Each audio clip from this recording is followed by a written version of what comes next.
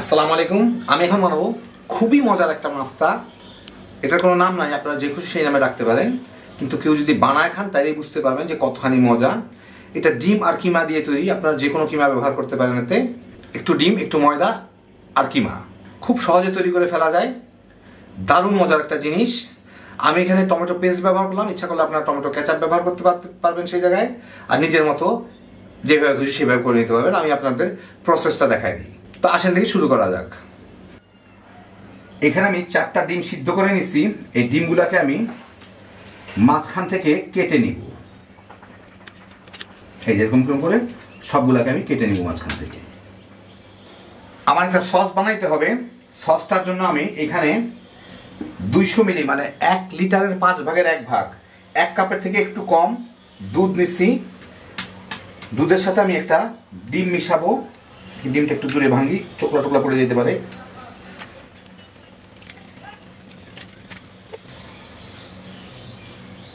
সিকি cup, quarter cup, 1 কাপের 4 ভাগের 1 ভাগ ময়দা, আটা যা খুশি মিশাইতে পারেন। ময়দাই দিলাম আমি। স্বাদ মতো একটু লবণ চলবে মনে হয়। এটাকে একটু ঘুটা দিয়ে ভালো করে মিশিয়ে দিতে হবে, ময়দার যাতে কোনো দলা না থাকে আর কি, এরকম ভাবে। তো হয়ে গেল আমার মিশানো, মোটামুটি খারাপ হইলো না। এখন আপনাদের একটা কথা বলি, আপনার কেউ যদি চান এর মধ্যে ধনে পাতা কিংবা কাঁচামরিচ, শুকনা মরিচ যা খুশি দিয়ে একটু স্পাইসি করতে চাইলে করে নিতে পারেন। এটা আমি এখানে 1 টেবিল চামচ তেল গরম করে, রান্নার তেল, তার মধ্যে 3 কোয়া রসুন এভাবে কুচি কুচি করে রাখছি। ওইটা একটু দিয়ে একটু অল্প একটু ভাজবো, রসুনের কালারটাকে বাদামি হওয়া পর্যন্ত। কয়েক সেকেন্ড লাগে এটা হইতে, এভাবে কাটলে।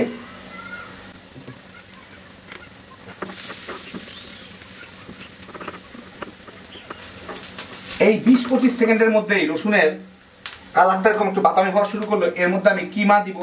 এটা মুরগি, গরু, ছাগল, ভেড়া যে কোনো কিছু কিমা দেওয়া যায়, প্রায় 1.5 কাপ দিয়ে আমার এটা ভেজে নিতে হবে একটু, কিমার পানিটা দেওয়া পর্যন্ত।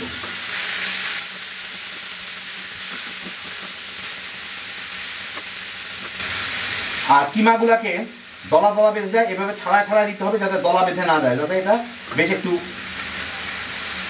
গুঁড়া গুঁড়া থাকে আর কি।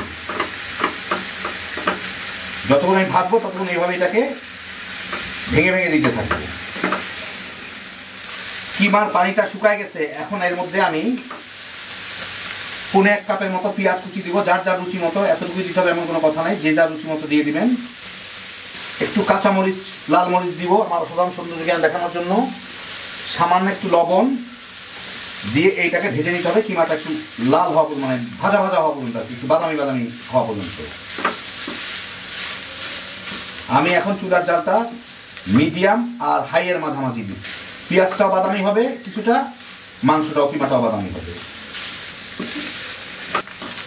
কিমাটা একটু বাদামি বাদামি করে ভাজা হইলে দেখবেন ফ্লেভারটা খুব ভালো হয়। আমি চুলার জালটা একটু কমাই দিই এখন। এভাবে বাদামি বাদামি করে ভাজলে ফ্লেভার খুব সুন্দর একটা ফ্লেভার আসে, অনেকটা বারবিকিউ টাইপের। যাই হোক, এর মধ্যে আমি 2 টেবিল চামচ টমেটো পেস্ট দিব। টমেটো পেস্ট না থাকলে টমেটো সস কিংবা টমেটো কেচাপ দিয়েও কিন্তু আপনারা বানিয়ে নিতে পারবেন। পেস্ট দিয়ে এটাকে একটু মিনিট খানেক ভেজে নিব, যাতে পেস্টটা একটু ভাজা ভাজা হয় আর কি। এই মিনিট খানেক ভেজেই এর মধ্যে আমি আমার পছন্দ মতো লাল সবুজ ক্যাপসিকাম দিছি, প্রায় 1 কাপ করে আছে, দুইটাই, একটা মানে প্রতিটা আর কি। এইটা হালকা করে একটু ভেজে নিব। ক্যাপসিকাম খুব বেশি সময় লাগে না, নরম হয়ে যাবে অল্পতেই। 1 মিনিটের মতো ভেজেই আমি এর মধ্যে 1 চা চামচের মতো গোলমরিচের গুঁড়া দিয়ে দিব। দিয়ে আধা মিনিটের মতো ভেজে নিব এটাকে, গোলমরিচের ফ্লেভারটা দিতে ছড়ায় চতুর্দিকে। আধা মিনিট ভেজেই জিনিসটা শুকায় গেছে। আমি অল্প একটু পানি দিব, কত 2 টেবিল চামচের মতো। 2 টেবিল চামচ পানি দিয়ে এটাকে আমি মেখে নিলাম। চুলার জালটা এখন আমি খুব লো করে দিই, নাহলে এই পানিটুকু শুকায় যাবে। এখন আমার যেটা করতে হবে, আশপাশ কাছায় যে সসটা বানায় রাখছি, সেই সসটা একটু ঘুটে এর উপরে দিয়ে দিব আমি। চুলার জালটা আমি লো করে দিয়েছিলাম যাতে পুড়ে না যায়, এখন একটু বাড়ায় দিই।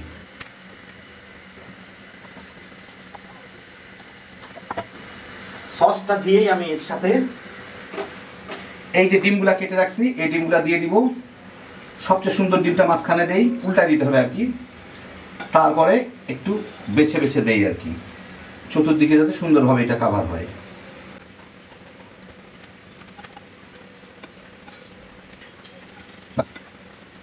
এর উপরে একটু পেঁয়াজের কলি কুচি ছড়া দিব। অনেকে হয়তো জিজ্ঞেস করতে পারেন পেঁয়াজের কলি আমি এখন পাইলাম কোথায়। এইটা গুলশান ডিসিসি 1 নম্বর মার্কেটে সারা বছরই পাবেন, নাকি সিরাজগঞ্জে চাষ হয়, ওখান থেকে আসে। যাই হোক, এখন এর উপরে আমি এখানে 100 গ্রাম মোজারেলা চিজ আছে, যে মোজারেলা চিজগুলো আমরা কিনি তার অর্ধেক প্যাকেট। এইগুলো আমার এর উপরে উপরে দিয়ে দিতে হবে যাতে ভালো মতো চতুর্দিকে ছড়ায়, মানে বেশিরভাগ দিতে হবে ডিমগুলোর উপরে আর কি। আমি গ্রেট করে রাখছি, কুচি কুচি করে রাখছি, কুচি কুচি না, গ্রেট করা তো কুচি কুচি হলো না। যাই হোক, যাই হয়েছে হয়েছে আর কি।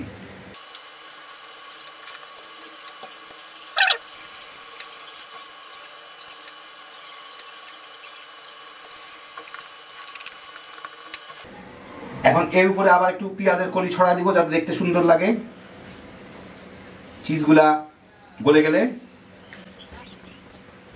লাল মরিচ কাঁচা মরিচ যা আছে একটু সেটাও দিয়ে দিই, দেখতে সুন্দর লাগবে। আর একটা জিনিস একটু সৌন্দর্যের জন্য দিলাম, সেটা হচ্ছে অল্প একটু করে লাল মরিচের গুঁড়া ছিটাই দিব, দেখতে ভালো লাগে আর কি। এখন এটাকে ঢেকে দিব, ঢেকে চুলার লো আঁচেই আমি এটাকে রান্না করব যাতে উপরে চিজটা গলে যায়, বাকিটুকু সিদ্ধ হয়ে যাবে। আরেকটা কথা আপনাদের বলি, আমি এই এই এই কাচের এইটা ঢাকনাটা পাশের চুলায় আরেকটা প্যানের উপরে কিন্তু গরম রাখছিলাম। একদম ঠান্ডাটা দিলে কিন্তু উপরে চিজটা করতে অনেক সময় লাগতো, তো পারলে পাশের চুলায় একটা কিছুর উপরে দিয়ে গরম রাখবেন এটাকে। গরমটা দিলে এখন খুব দ্রুত চিজগুলা গলে যাবে, কিন্তু নিচের দিকটা পুড়বে না।